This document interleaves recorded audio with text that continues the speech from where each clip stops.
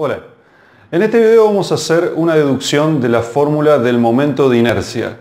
Vamos a ver cómo este momento de inercia aparece en la fórmula del torque, en la fórmula del momento angular y también cómo aparece en la fórmula de la energía cinética debido al movimiento de rotación de un objeto. También vamos a ver por qué se suele decir de que el momento de inercia es al movimiento de rotación de un objeto lo que la masa es al movimiento de traslación de un objeto. Para eso vamos a poner el análisis en contexto. Vamos a pensar en un objeto sólido que gira alrededor de un determinado eje. Aquí tenemos este sólido y supongamos que el eje de rotación es el eje Z. Vamos a hacer para el análisis un corte perpendicular al eje de rotación, es decir, paralelo a nuestro plano XY, y vamos a representar ese corte aquí de esta manera. Aquí tenemos XY y el eje Z, que es esta punta de flecha que está apuntando hacia nosotros, es decir, sale hacia afuera de la pizarra. Y lo que vamos a hacer primero es un análisis discreto, es decir, vamos a considerar al objeto como un enorme conjunto de partículas individuales y vamos a estudiar una partícula individual arbitraria para a partir de ese análisis extrapolar la idea a todo el conjunto de partículas. Para eso vamos a considerar entonces una partícula arbitraria que supongamos está en esta posición, que tiene una masa m sub i, una partícula i con una masa m sub i. Y vamos a denotar con el vector r sub i a la posición de la partícula considerada desde el eje de rotación z en este caso hacia la partícula, es decir, este vector r sub i es un vector perpendicular al eje de rotación. En nuestro caso, esto quiere decir paralelo al vector, al plano XY, es decir, este vector no parte del origen de coordenadas solamente para el plano XY, pero después parte siempre del eje Z y está a la altura, el punto de partida de la altura en la que está la partícula respecto a este plano XY, es decir, perpendicular al eje de rotación. Vamos a considerar que sobre esta partícula se aplica una determinada fuerza, F sub i, en una dirección, supongamos, arbitraria como esta. Claramente esto va a aplicar un torque que va a hacer que el objeto rote, en este caso, en sentido antihorario. Ahora bien, vamos a ver cuál es la magnitud del torque que esa partícula está sufriendo, por la que está siendo afectada. Vamos a hacer tau sub i como el torque de esa partícula individual, aplicado sobre esa partícula individual. Por definición, esto es igual a la magnitud del producto cruz de el vector r sub i con la fuerza F sub i. Entonces aquí para el análisis nos conviene descomponer esta fuerza en dos componentes. Un componente que va a ser paralelo al vector R sub i, que vamos a llamar F sub i radial, ya vamos a ver por qué, y otro componente perpendicular, que vamos a llamar F sub i tangencial, perpendicular a este vector R sub i. ¿Por qué radial y tangencial? Porque esta partícula claramente va a dibujar una circunferencia alrededor del eje Z. Y este vector de aquí es paralelo al radio, va en el sentido del radio de esa partícula, y esta otra fuerza va en sentido tangente a esa circunferencia que dibuja la partícula. Ahora bien, este componente radial de la fuerza no va a tener ningún efecto sobre la partícula. ¿Por qué? Porque este es un sólido, no se deforma, eso es lo que estamos definiendo y que es importante no olvidar. Y aquí, por la tercera ley de Newton, este eje que está fijo, que no se mueve, va a aplicar una fuerza contraria, entonces esta fuerza se va a anular. No va a aplicar ninguna aceleración, no va a implicar ninguna aceleración sobre esta partícula. La única fuerza que va a realizar un trabajo sobre la partícula va a ser la fuerza, el componente tangencial de esta fuerza. Entonces, de hecho, por la misma definición incluso matemática, además de este análisis que estamos haciendo, este torque de la partícula individual va a ser la magnitud, va a ser igual, la magnitud del torque. Aquí lo importante es la magnitud. La dirección del torque, es la regla de la mano derecha, va a ser hacia afuera de la pizarra, pero no vamos a concentrar en la magnitud. Entonces la magnitud de este torque va a ser la magnitud del vector R sub i por la magnitud del componente tangencial de esta fuerza sub i. ¿Y cuál es la fuerza cuál es la magnitud de esta fuerza tangencial? Va a ser igual por la segunda ley de Newton, igual a la masa de esa partícula m sub i por la aceleración tangencial que tenga esa partícula individual. por la aceleración. ¿Y cuál va a ser la aceleración de esta partícula individual? Es decir, la magnitud de la aceleración. La magnitud quiere decir. La magnitud de la aceleración tangencial de esa partícula va a ser igual a la derivada, es por definición, lógicamente, la derivada respecto al tiempo de la magnitud de la velocidad tangencial de esa partícula.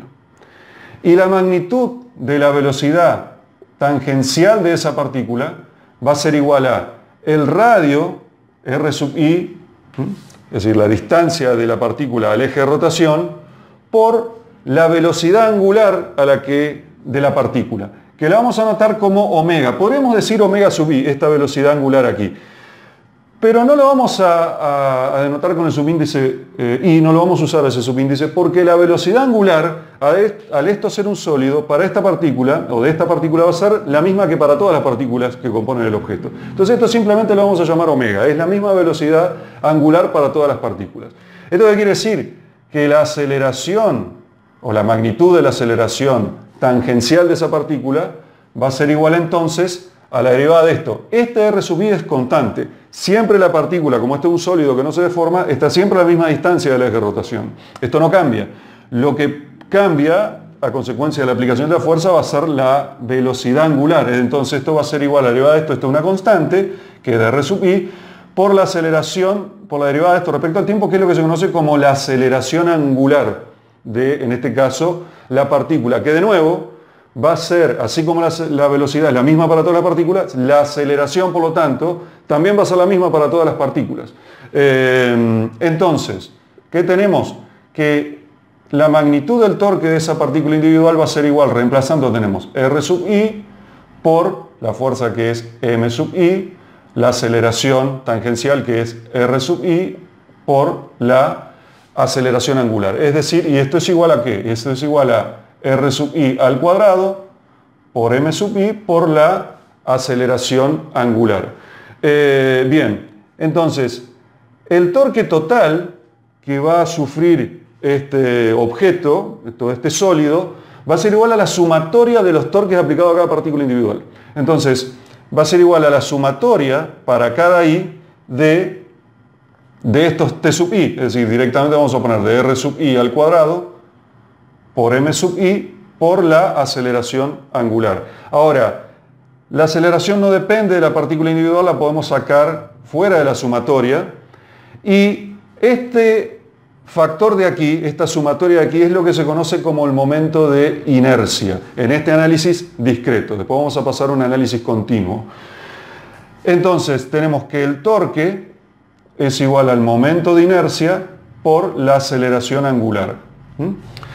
Antes de analizar esto, vamos a ver el análisis continuo correspondiente a esto.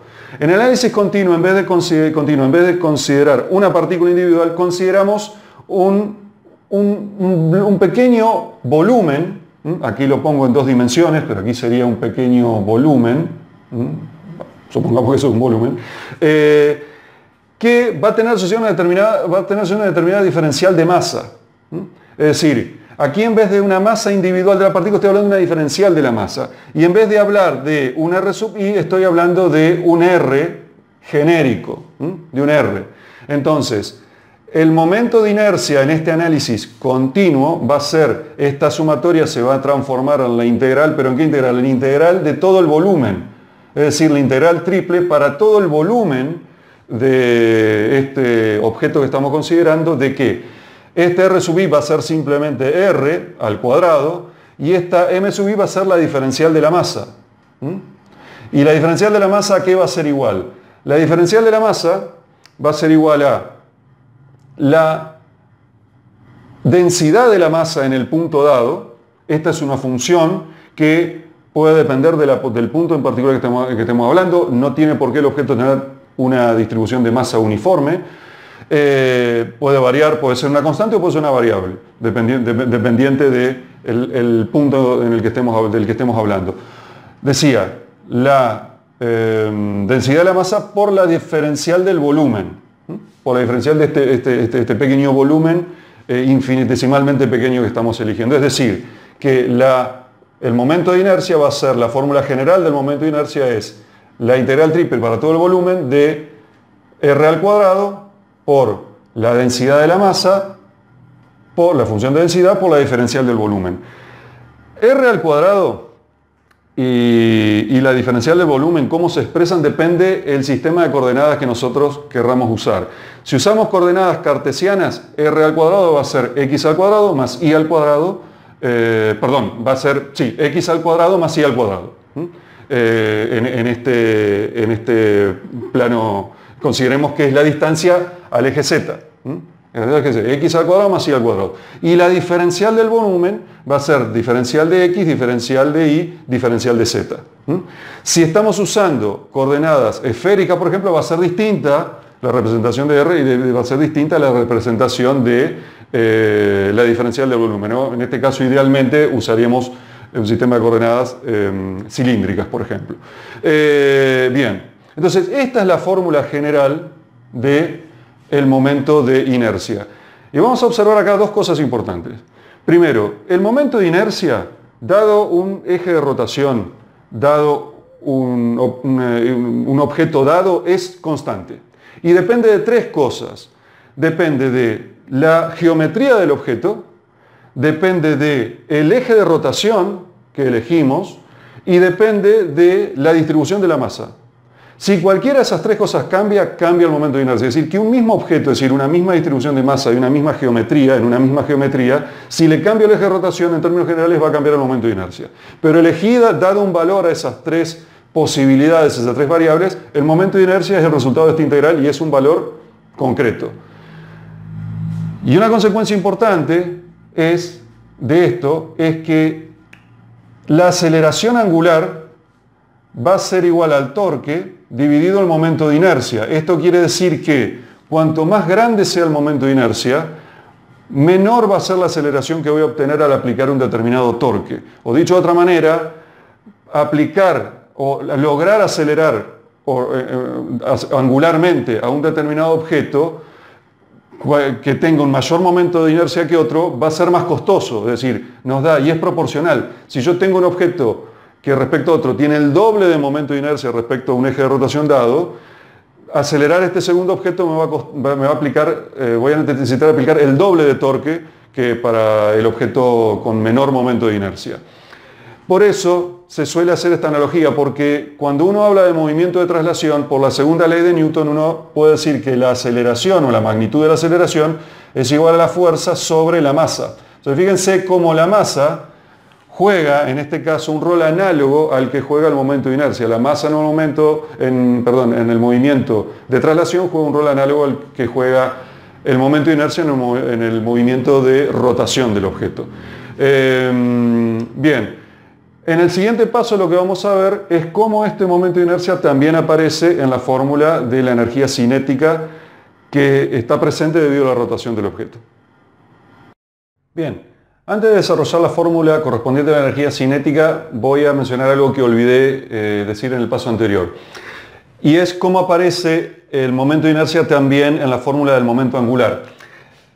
En el paso anterior vimos que la magnitud del torque es igual a la energía cinética por la aceleración angular. Ahora sabemos que el torque es la diferencial respecto del tiempo del momento angular. Aquí estoy hablando de las magnitudes, pero en forma vectorial es lo mismo. Entonces esto implica, fácilmente uno puede ver que el momento angular va a ser igual al momento de inercia, que es constante para un objeto dado, que rota alrededor de un eje de rotación determinado, es constante, por la velocidad angular.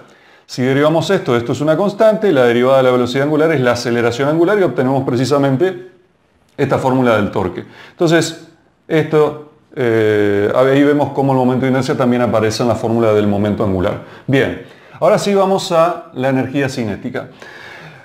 Para deducir la fórmula de la energía cinética, vamos también a usar primero un análisis discreto y después vamos a pasar al análisis continuo. En el análisis discreto vamos a tomar una partícula individual que tiene una distancia, está separada del eje de rotación que está denotado por este vector R sub i y tiene una velocidad tangencial v sub i. Bien, entonces vamos a ver cuál es la energía cinética de esta partícula individual. y va a ser por la definición o por la fórmula de la energía cinética en general, va a ser igual a 1/2 por la masa de esta partícula individual por la velocidad lineal, que en este caso es la tangencial de esa partícula, por la magnitud, mejor dicho, de la velocidad, al cuadrado. Ahora sabemos que la velocidad de esa partícula va a ser igual a la magnitud de este vector, que es el radio, la circunferencia que dibuja la partícula, por la velocidad angular omega. Entonces tenemos que la energía cinética de esta partícula va a ser 1/2 por m sub i por esto al cuadrado, que esto es decir r sub i al cuadrado por omega al cuadrado. Aquí de nuevo la velocidad angular es la misma para todas las partículas, por eso no le pongo el subíndice i. Con el mismo razonamiento que hicimos en el paso anterior, vamos a ver que entonces la energía cinética total del objeto va a ser igual a la sumatoria de las energías cinéticas de cada una de las partículas. Entonces va a ser la sumatoria de esto. Vamos a encontrar que es 1/2, lo sacamos fuera de la sumatoria, por la sumatoria para todas las partículas de m sub i por r sub i al cuadrado por omega, que es la velocidad angular, al cuadrado. Esto no depende de la partícula, esto lo podemos sacar fuera de la sumatoria. Entonces lo que tenemos es que la energía cinética es igual a 1/2 por el momento de inercia, esto no es ni más ni menos que lo que vimos en el paso anterior, el momento de inercia por la velocidad angular al cuadrado. Y en un análisis continuo, vamos a ver que vamos a llegar a la misma fórmula, pero vamos a hacerlo de la siguiente manera. En vez de considerar una partícula individual con una masa particular, vamos a considerar una pequeña sección del objeto, una pequeña diferencial de la masa. Entonces vamos a hablar ahora de la diferencial en vez de la energía cinética de una partícula individual, de una diferencial de la energía cinética, una diferencial de K. ¿Y esto qué va a ser igual? Por la fórmula de energía cinética va a ser igual a 1/2 por, voy a poner primero la velocidad al cuadrado, vamos a poner la velocidad al cuadrado, la velocidad, aquí hablamos en términos genéricos, es una variable, no hablamos de una partícula individual, por la diferencial de la masa. Por la diferencial de la masa. ¿Y esto a qué es igual? Esto es igual a 1/2 por la velocidad al cuadrado. ¿Qué va a ser?